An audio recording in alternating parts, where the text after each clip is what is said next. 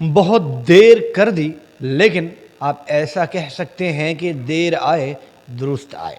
سندھ کا سب سے بڑا مسئلہ اب حل ہونے جا رہا ہے۔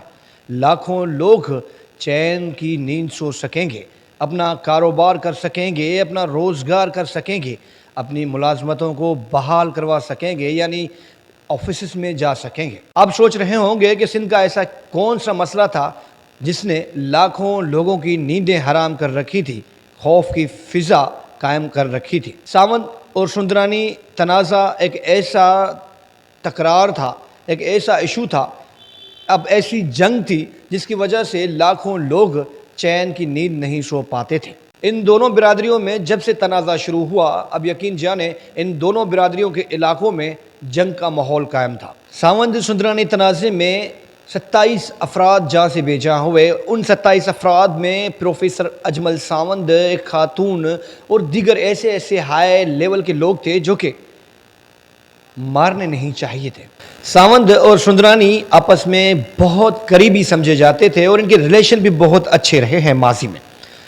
سندرانی جو ہے میر احسان خان سندرانی، یہ ساونت برادری کے معاملات حل کرتے تھے۔ کل ایک ٹی وی چینل پر خبر چلی جس میں بتایا گیا کہ ساونت اور سندرانی تنازع کے خاتمے کے لیے بڑی پیش رفت ہوئی ہے، یعنی اب پولیٹیشنز، مذہبی رہنما اور دیگر جو معززین ہیں وہ جا کر دونوں قبائل کے لوگوں کو کہہ رہے ہیں کہ آپ آپس میں صلح کر لیں۔ پاکستان پیپلز پارٹی کے رہنما ہیں خورشید شاہ، گل محمد جکرانی، بہت پاورفل لوگ ہیں، اور پیر آف بھرچونڈی، یہ سب کے سب صلح نامے کے لیے دونوں قبائل کے پاس جاتے ہیں۔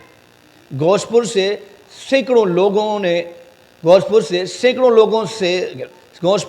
سینکڑوں افراد پر مشتمل ایک قافلہ سکھر میں شہید پروفیسر اجمل ساونت کے برادر یعنی بھائی ڈاکٹر طارق ساونت کے پاس پہنچتا ہے۔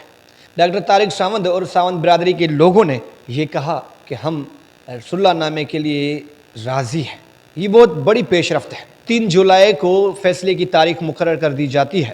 3 جولائی کو گھوٹکی میں سردار علی گوہر مہر اور دیگر سرداروں کی قیادت میں گوہر پیلس میں اس خونی تکرار کا فیصلہ ہوگا۔ چونکہ سندھ میں پاکستان پیپلز پارٹی کی گورنمنٹ ہے اور سندرانی ساونت دونوں ہی قبائل پاکستان پیپلز پارٹی کے قریبی سمجھے جاتے ہیں۔ خورشید شاہ نے بہت دیر کر دی، لیکن بہت اچھا اقدام ہے جس کی تعریف ہونی چاہیے۔